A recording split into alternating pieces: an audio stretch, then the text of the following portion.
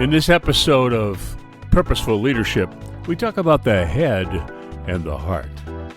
Hello, friends. Much is happening in the purpose world. We're getting ready for mass distribution. Specifically, we're looking for highly qualified people to represent life's core purpose as a career identification process for college students in their sophomore year of study. It's an opportunity for residual long-term income for the right person with a high customer service orientation and great negotiation skills. Life's Core Purpose has been used this way for 5 years in an academic environment and has been very effective. The addition of the Career Track module has significantly added value. Contact me through our website if you believe you could bring excellence to this endeavor. When you go to our website, lifescorepurpose.com, and click on Find Yours, you enter a world, a way of thinking about yourself that we call a whole-person view.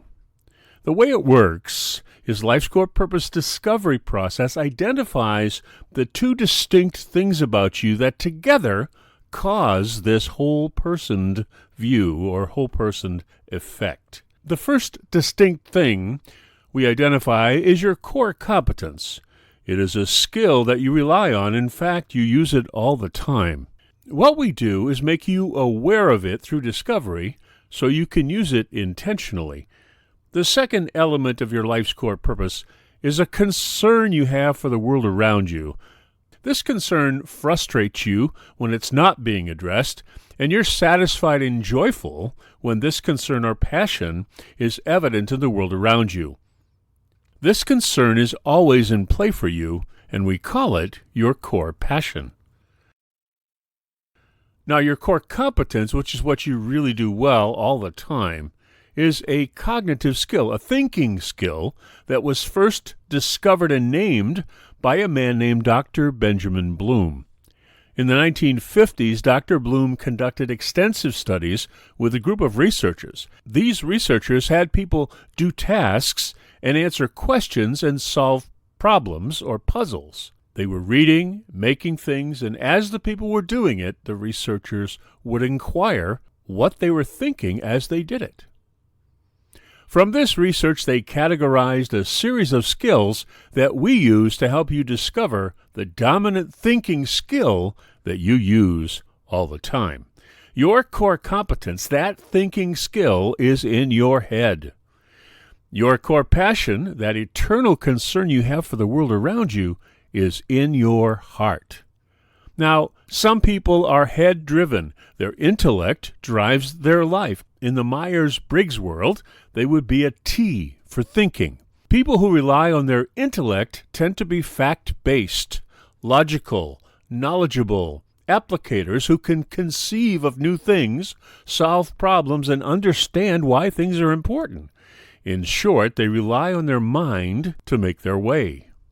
But some people are heart-driven. Their feelings drive their life and their decision-making. In the Myers-Briggs world, they are an F, which stands for feeling.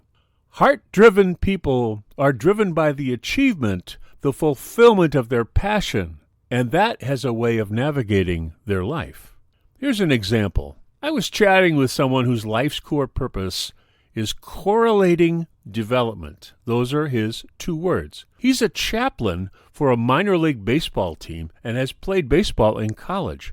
He has a real grasp for interpreting statistics. He can correlate or correlate statistics about baseball, for example, and explain things in a very interesting way. But what he cares most about is development, which is the outcome of something becoming what it is designed to become. I said, it's the outcome. Now, this is really important for my friend.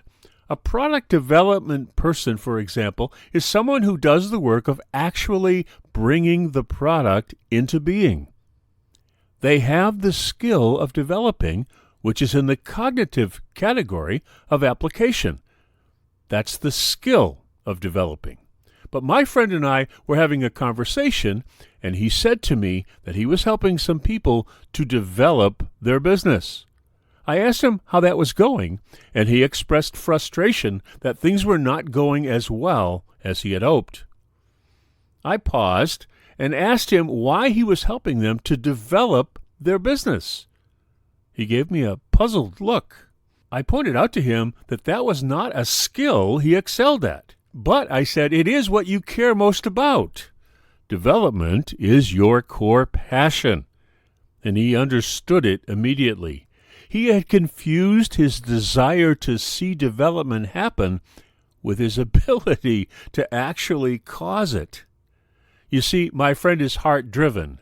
He lets his desire to see development in the world have its way so much that he left his core competence, which, as you may recall, is correlating, at the side of the road in his life. So we had a great conversation about how life's core purpose happens when you do what you're great at and focus it on causing your core passion to be more evident in the world. In the first coaching video, which is free, I gave you the key that will help you to get the most out of your life's core purpose. I call it the secret sauce. It is a question that, when asked every day and in every situation in life, empowers you to use both your core competence and your core passion as a united principle for an effective tool for a joyful life. The secret sauce of life's core purpose is a question you ask yourself, and it is, in my friend's case, helping him to refocus so his head and his heart work together, so he has a whole-personed view of his life. So his question is, how can I correlate so that more development happens in the world around me? That's the question. How can I use my core competence to cause my core passion to happen more in the world around me? That's the question. How can I use my core competence to cause my core passion to happen more in the world around me? My core purpose is understanding potential. In fact, I use my core purpose to create the life's core purpose discovery process. My secret sauce is this: how can I understand to cause more potential in the world around me? Do you have your secret sauce question yet? The world is waiting.